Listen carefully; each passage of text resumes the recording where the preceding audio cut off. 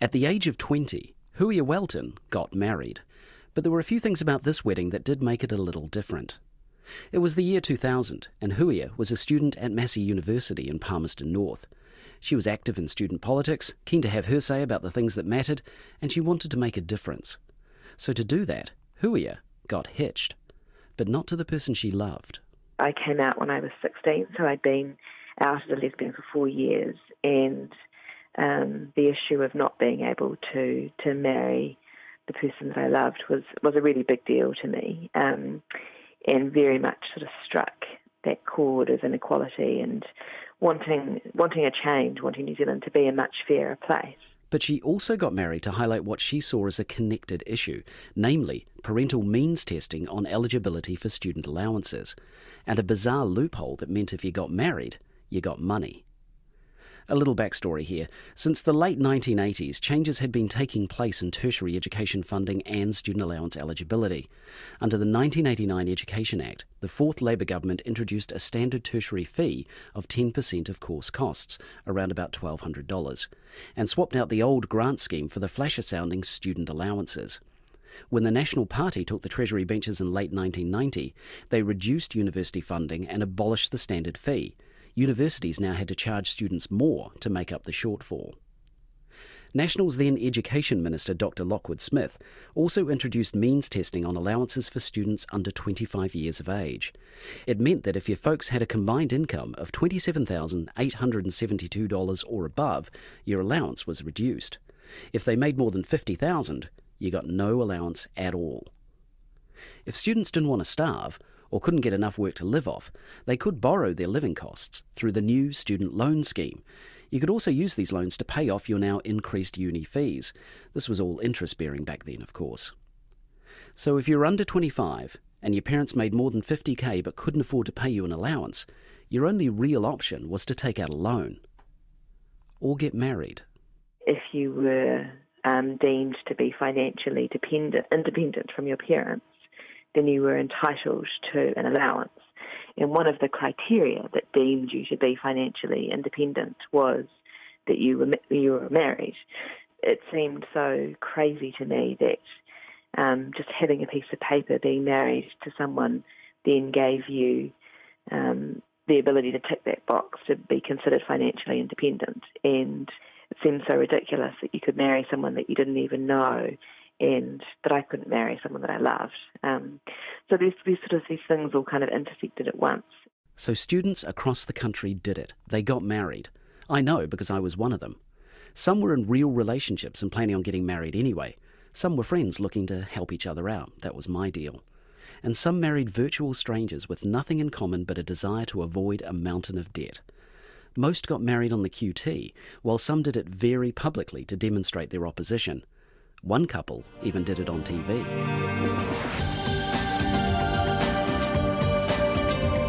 I don't remember exactly, but it was not long after there'd been that Shortland Street wedding. I got married in 1994. Shortland Street's infamous student allowance marriage storyline screened a year later. But all anyone ever says to me now when I tell them that I got a student allowance marriage is, "You mean like Nick and Rachel on Shortland Street?" Nowadays, Maxine Fleming produces our longest-running TV soap, but in 1995, she was the storyliner who came up with the idea. She never guessed it would be so memorable, though.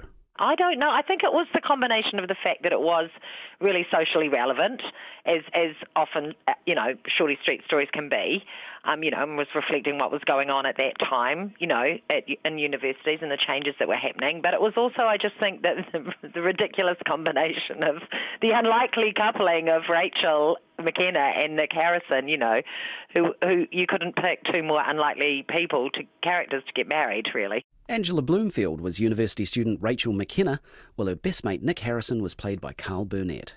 We were both freaking about kissing each other as well. Yeah, I bet you were. We were really good friends, and we'd become like brother and sister on set. And yeah.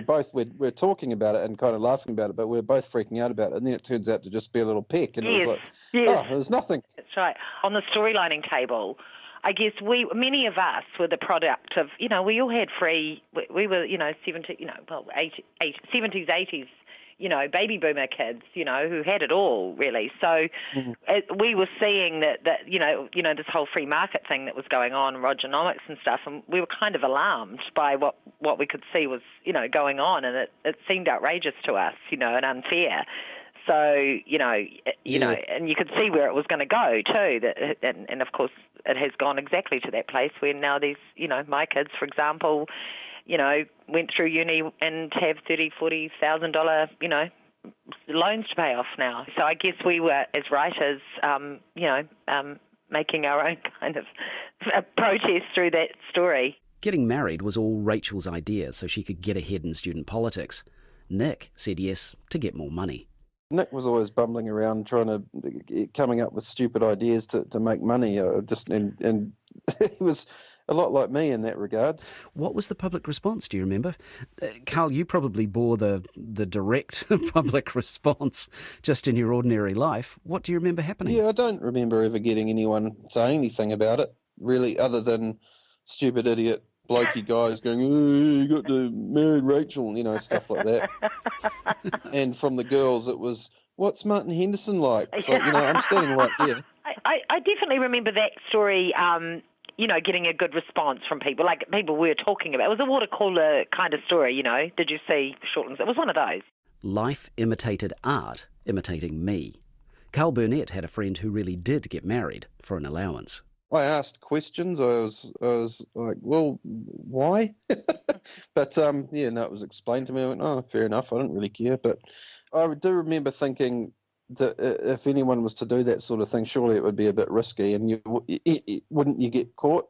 Common mistake. Student allowance marriages were not illegal. In fact, they were completely cut by. Just ask law professor Mark Hennigan. The Marriage Act is our oldest piece of legislation, along with the Adoption Act, 1955. It's a very simple and very short act. You could read it in about 2 minutes, and all that's required for marriage is that you consent to it, and that you utter the appropriate words of "I take you to be my wife, and I take you to be my husband." And there's not much more to it. It's a very simple piece of legislation. As it stands, the students who got married in the 1990s and the early 2000s for the purposes of becoming financially independent from their parents and thus qualifying for a student allowance were behaving completely lawfully. Absolutely, 100% lawfully. Because there's no fraud of any kind involved here, is there? Everyone's very clear about why they're getting married. No, the state has never inquired as to why people get married. It's basically, as long as they fulfil the requirements, they've got the appropriate status, as they're not married and they're consenting fully, then the motive or the reason for marriage is not questioned. It's just that they understand they're getting married. Why they're getting married doesn't matter. If they're getting married so they can get a benefit, that's absolutely fine. The state's never looked into why people are getting married. So I don't know how many people did go ahead with it. I mean, we had a case here in Dunedin that went to the family court, which was a very interesting case involving two students who married outside on the union grass there, and they wanted to get married for the higher rate of the student allowance. They never lived together, and in fact the woman didn't even claim. I don't think either of them claimed the student allowance. The woman regretted it and said, "Oh God, I wish I hadn't done this now." They never lived together anyway. She applied to the court saying, "My marriage is void. I want it to be wiped out because I regret what I did." But the judge, who was a very experienced family court judge, Judge Oak Blakey, and a wonderful judge, said that she did understand the nature of marriage, knew what she was doing, that she was getting married, and therefore the fact of her motive, and she regretted it, was totally irrelevant. So the application was dismissed. So the marriage was held to be perfectly legal, valid, as the judge said. The state does not look into why people get married, and the motive is irrelevant. Like education, marriage in this country had also been changing. No-fault divorce was the law. The rights of de facto and eventually same-sex relationships began to be recognised, and marriage changed from being at the centre of society to just another option, and one that fewer people took up. So Huia Welton's marriage of convenience, or mine or Nick and Rachel's, were maybe not as odd as all that. I mean, I know of a number of people who did what I did to get a student allowance. Just most people were, they did it very quietly, but that didn't kind of fulfill my objectives of wanting to really draw attention to the issues of marriage equality in particular. I don't know, when you're 20 and things are so black and white in terms of your convictions, there's no question that it was could be anything other than the right thing to do. Huia's intended needed the money too, and held similar convictions to her. she thinks. I didn't know him very well. He was a friend of a friend who just responded to an ad that we ran in student media. We were pretty desperate, to be honest, because the sort of behind the scenes thing, we've been looking for someone who would agree to do this, and there weren't that many guys who were up for being involved in such a public event, really, because we were pretty clear right from the outset that we wanted to generate media attention. We wanted it to be a big deal. We wanted to get that engagement with the wider public.